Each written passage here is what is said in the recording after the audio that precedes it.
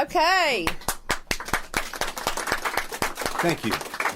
And welcome back to In the Music Room. We are here with Aaron Shook and Vic Aubey, and we just heard an absolutely fantastic set of music. I can't tell you how enjoyable that was. Well, I appreciate that. I understand that. Yeah, I mean, you've been with us before. You were show number 237. Mm-hmm. We're doing 400 tonight. So we kind of got the info on you and how you started out doing this. Let's just rehash it just a hair since it's been a minute. Okay, sure. So what got you started writing and playing guitar and all that? Well, if you go back to the beginning, my grandfather gave me a guitar when I was 10. One of his daughters, my aunt, was her guitar, and she wouldn't play it. And every time we would visit them, I would grab it off the wall and mess with it. And I had no idea what I was doing, but I would mess with it. And so one day he came in and he took it off the wall and he tuned it up, played a couple of chords. And he said to me, "If I gave this to you, would you learn how to play it?" And I said, "Uh-huh." And so he did, and that was the only time I ever saw him play or hold an instrument. And I mentioned in the program that I heard later that he was quite good on anything with the string and did a lot of performing when he was younger. But when he had a family, he quit that and put himself about just raising the family and doing what so many have to do. Right. So, sound familiar? Yeah, well, I mean, when I started, I came out of high school and I started into music right away. I started playing in bars right out of high school, and I spent 5 years doing that. And I got tired of the bar life, and I also got married. And my first wife thought it would be injurious to our marriage for me to be in bars every night. I don't know. She's probably right because. There are temptations and stuff that go along with that when you're a guitar player and a singer and you're in an uncontrolled environment all the time. No matter, there's just temptation walks, and so it was so that was fine. And so I tried. One of the ideas that she came up with, and we came up with together, was to try to take songwriting and try to do something with that. And so we started a little enterprise called "This Song's for You." And I actually got some notice in it in the then Dallas Times-Herald, which is now defunct, and the Fort Worth Star-Telegram. This was in 1982. And what I would do is I would have people would come and they'd fill out a form for me that I had a bunch of questions, a questionnaire, and then I would interview them, and they would be buying a song for somebody else, and I would write the song based on what they would tell me. Oh, wow. And so that was really good exercise for actually writing about just whatever. Yeah. But I was only charging $40, and even in 1982, that wasn't enough to be able to make on that. Right. And so over time, I started doing some other stuff just to make a living.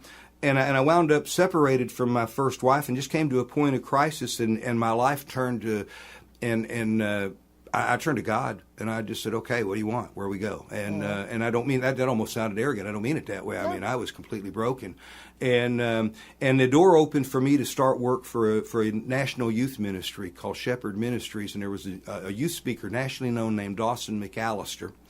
And we put on his student conferences all over the U.S. And there was a musician, singer named Al Denson.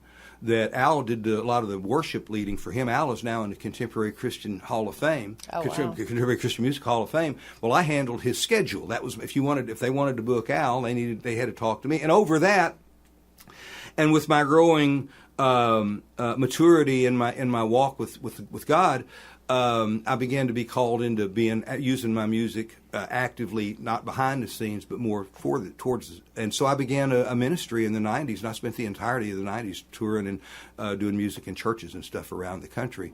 And but even then, the travel schedule was so much that I came off the road to try to save a marriage, and ultimately it did not. But once you come off the road, holy mackerel, it's hard to shift gears and go back again. And coming from Christian music, and I just didn't feel like I was in a spot where I was comfortable being in any kind of a leadership position, worship leading or anything else, because my life had been enough of a wreck.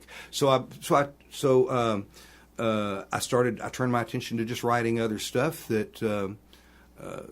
that I like, and really all I try to do is I try to write the kind of stuff that I like to listen to, and hopefully it works. And if somebody else likes to listen to it, then party on. Yeah. Absolutely. Well, I couldn't see him not liking it. It was good stuff. And then I guess we covered during the program, Right. is that after stepping away from that, I continued writing. I didn't stop writing. Right. And I was a member of the Dallas Songwriters Association and also Fort Worth Songwriters Association. I served on the board of both of those. And so I could, and I would go into the studio from time to time and record something and just throw it out there on Spotify and Apple and the streaming services. Just maybe somebody will see it and I catch lightning in a bottle. And so but recently I've decided that the lightning isn't striking close enough to suit me, so I've picked up the bottle and I'm starting to chase it a little bit and see if I can go out and catch it some. Focusing on that. So once you get this new stuff done, are you thinking about touring, taking it out on the road outside of Texas, or just within Texas, or what's your plan? You know what I want to do? I'll be real transparent with you. I don't have. I'm at an age in life where so much of music and so much of the entertainment industry is a young person's world, and I get that, and I had my time in that. But there's a place for mature. There's a place for mature people somewhere, and so my goal now is just to put my songs out and try to expose them and see if they can find an audience. I wrote them to live and breathe. I didn't write them to keep them in the closet somewhere, and I want to see if they can find an audience. If they can find an audience, and that leads to some invitations to go play in some listening rooms like this, or house concerts, or a benefit for a good cause. I am most happy to go pretty much anywhere that would be appropriate for me to travel and do something. I'm not going to limit any of it, but I don't envision trying to buy, get a tour bus and go on the road and that kind of thing. No. Okay, well, chasing a dream.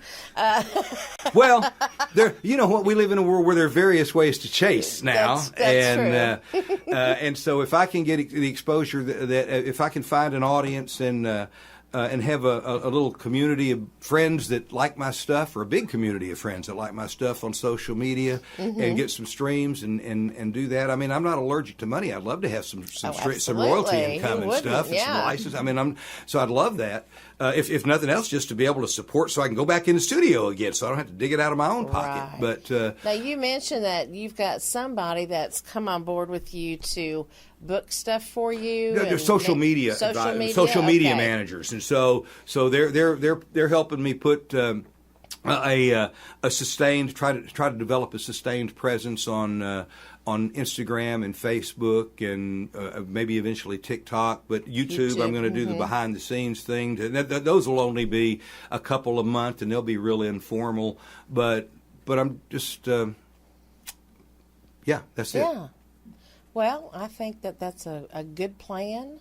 I think you got really good stuff. The fun part, one little interesting tidbit that I put is that one of the things that I thought would be fun, being an old guy like I am, is to try to use technology. So one of the things that I did to help me put everything together is I'm using yourself. I know, and if you knew how they replace bass players with that stuff now too, you'd be alarmed, I think. There ain't nothing like the real thing, baby. I agree with that. But there's so many details, and it's such a new environment from what I was used to when I started back years ago. We were still in the world of telephones. The screen was something that was only on the television at the movie theater. The computers were just getting started back in the 90s as far as mass productions to consumers. So now, with what it is, one of the ways I started this whole process and this whole project out is I'm a subscriber at X, and I went to Grok, their AI, and I said, okay, Grok. And what I've learned about AI is that you have to frame what you want it to do. You have to tell it how to think and how to approach the problem. So I said, okay, Grok, here's the situation. You are a world-class manager of singer-songwriters, and you specialize in taking out-of-the-box singer-songwriters who don't fit the mold and helping them develop a substantial, sustainable income through streaming, blah, blah, blah, blah, blah. And so I went, and now here's what you have to work with. and I tell it. Okay, I'm 70 years old. Nobody believes that. I look younger than that. You do. I'm glad about that. I mean, I don't say that to brag. I just recognize the reality of it, and thank you. And so, and I have energy that kind of goes with it, and so I still have that. So that's part. And I'm a singer. I'm a songer. Blah blah blah. Go look at my websites and check me out. I told AI to do this. It does that. It does that. Have you ever heard Grok laugh for 15 minutes straight? Oh God. I've never met Brock. I'm kidding. I'm kidding. No. I've never met him. Sorry. So, Interesting what it is. so what my point is, when I gave it that input, it came back. I mean, I still have the text string because I still interact with it. I use it because it came back with a 1-year plan, day to day to day, of all the steps, everything that has to be covered, and it helps me. Now, I can't keep the schedule that it laid out because I got to eat. I'm not artificial, but